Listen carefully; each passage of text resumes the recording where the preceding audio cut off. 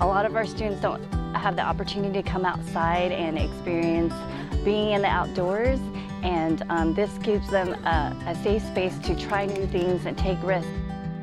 Our Boy Scout Council had discussed for many years the location of an in-county camp. When we first got started on this project, people were under the impression that it was only the Boy Scouts.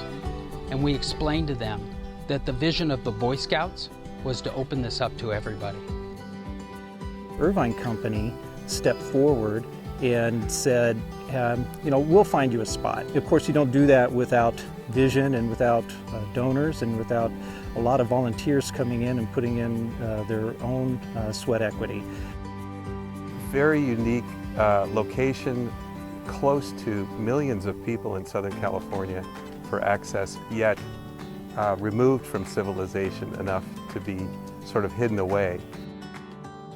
Thanks to the transformative and generous support from the Harrison, Casey, Pankey, Kennedy, and Argus families, along with the gift of the land from the Irvine Company and the significant anonymous gifts, the vision of the Outdoor Education Center to serve all youth of Orange County became a reality. These generous donors are what have sustained our camp through the first 10 years and rebuilding since the Canyon Fire 2 in 2017. The 2017 fire, the October fire, destroyed about 60% of this orchard, which has now become our food forest.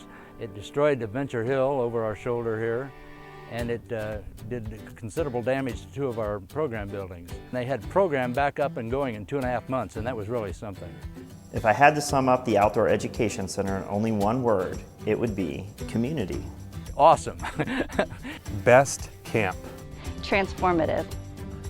Unique, amazing, exciting, something that I think is unparalleled clearly anywhere in the region.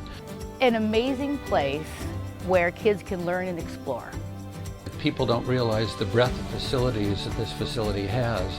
When you think about dining, education, boarding, the zip line, the pools, and the broad range of facilities that are offered. No one expected it to all be in one central location. My daughter worked here for 2 summers as a camp counselor, and it was her first job, and she would come home every single day talking about how amazing the kids were, what they did, what she taught them, and her love of that propelled her to want to become an elementary school teacher. And I thank this place for that, and it was the best job she ever had. Everybody I've met who works out here is so dedicated and nice and enthusiastic.